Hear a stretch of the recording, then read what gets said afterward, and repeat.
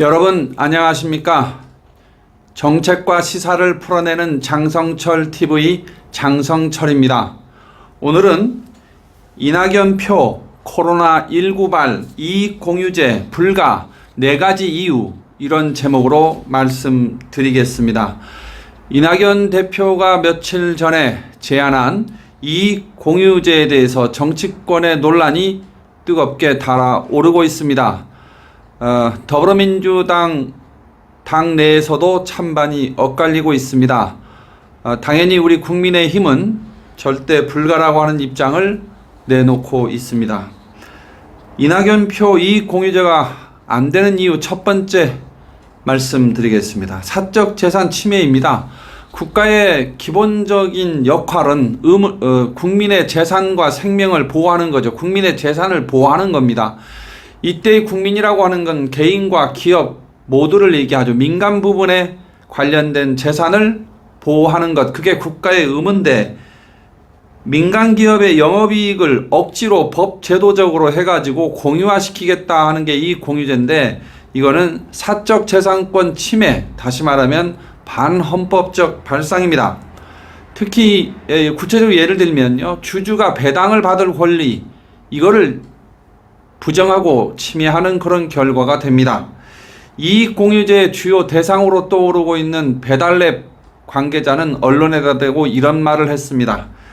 공익을 생각하며 공익도 생각하며 회사를 운영해 오고 있는데 규제를 세워서 딱 맞추라 하는 것은 비즈니스 의욕을 꺾는 행위다라고 강하게 성토했는데요. 사실 한 기업이 중장기적인 관점에서 사회적 공헌과 기여도를 고려하면서 경영을 하는 것은 중장기적으로 그게 결국은 기업 활동에 도움이 되기 때문에 그런 것입니다. 기업 활동에 제약이 되거나 기업 활동에 마이너스가 되는 일을 억지로 할 기업은 없습니다. 고로 이번 이낙연 표 이익공유제는 기업 활동에서 얻은 그 성과를 억지로 공유화하는 것이기 때문에 사적 재산 침해다라고 결론 내릴 수밖에 없고, 이 이유 때문에 이익공유제는 도입돼서는 안 되는 거다, 이렇게 말씀드립니다. 두 번째, 이낙연 대표가 얘기했던 이익공유제의 전제 조건, 다시 말하면 코로나19로 인해서 수혜를 받은 기업, 이 전제가 잘못됐다는 겁니다. 전제가 잘못됐다는 겁니다.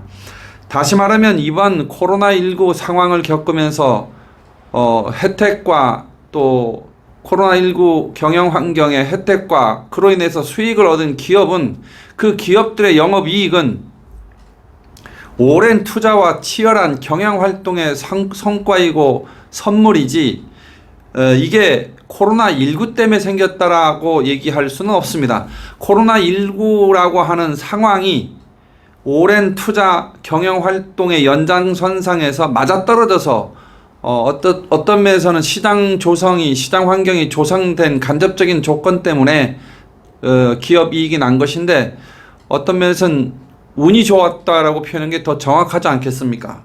그래서 코로나 특수라는 그 투자 환경이 조성된 것 자체 때문에 기업 이익이 났다라고 하는 것은 너무나 주관적인 평가고, 특히 그것이 공유화와 관련된 제도 도입의 근거로 삼는다 그러면 그건 전제 조건이 무척 잘못됐다라고 지적하지 않을 수가 없습니다.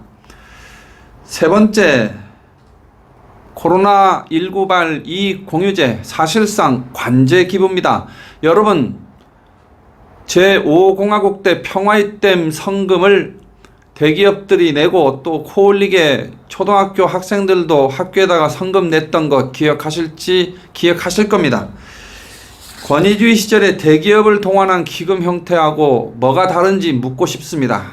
그렇기 때문에 이낙연 대표가 당정은 후원자 역할에 집중하고 자율적으로 이루어진 상생협력 결과에 인센티브를 제공, 그렇게 해서 지원은 하되 간섭하지 않을 것이라고 얘기했는데, 제5공화국 때 전두환 씨가 이런 부분과 관련해서 다 자발적으로 한 거다, 이런 얘기를 했었잖아요.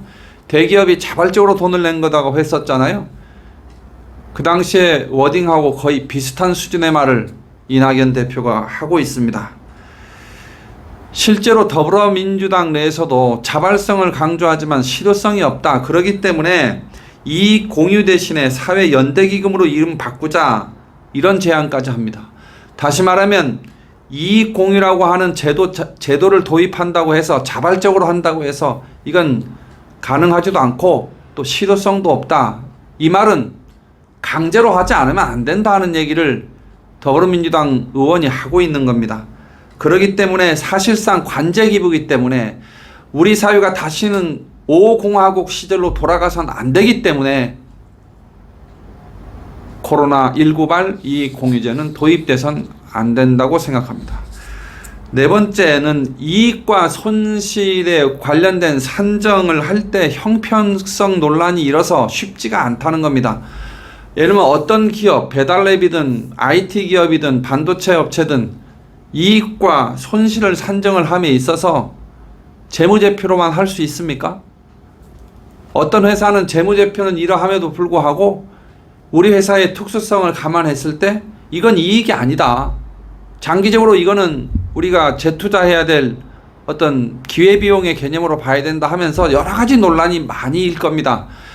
이익과 손실의 산정에 있어서 형평성 논란, 반도체 기업과 배달앱과 IT 기업과 또 다른 업종, 이런 형평성 논란이 일 수밖에 없기 때문에 실효성이 없다. 그래서 이익공유제는 도입돼선 안 된다 하는 말씀을 드리고요. 이 네 가지 이유 외에 한마디 덧붙이고 싶은 일이 있습니다. 김종철 정의당 대표가 지금은 기업이나 개인의 선의에만 기대는 것이 아니라 과감하고 적극적인 국가의 역할이 필요하다. 왜 이낙연 대표는 자율만 강조하냐, 이런 비판을 했는데요. 그렇게 하면서 사회 연대세라든지 이런 식으로 정확하게 하자, 제대로 하자, 구체적으로 하자, 이게 정의당의 입장인데, 꼭 정의당의 주장을 반박한다는 차원보다는 국가 경영과 재정의 역할이 있어서 이 말씀을 꼭 드리고 싶습니다. 세율을 올린다고 해서, 그리고 새로운 목적세를 신설한다고 해서 그 제도 도입에 혹은 제도 변경의 기대 효과만큼 세수가 늘어나느냐, 세금 수입이 정부가 세금을 더 많이 거둘 수 있느냐, 그렇지 않은 경우가 비일비재합니다. 어떤 면에서는 경제 활동의 족쇄가 돼서 경제 성장률이 지체가 되고, 그렇게 함으로 해서 기업의 영업이익이 줄어들기 때문에 그와 연계해서 자동적으로 세금이 줄어드는 그런 결과가 도출될 수도 있다는 겁니다. 정의당식 방법이면 너무나 국가 경영이 간단한 건데요. 사실은 국가는 민간 기업의 왕성한 활동과 그에 따른 성과, 영업이익의 증대, 그래서 그로 인해서 법인세로 국가가 세금을 걷어오는 게 가장 확실한 재정 수입 아니겠습니까? 오늘은 이낙연표 이익공유제 안 되는 이유 4가지를 여러분께 말씀드렸습니다. 고맙습니다.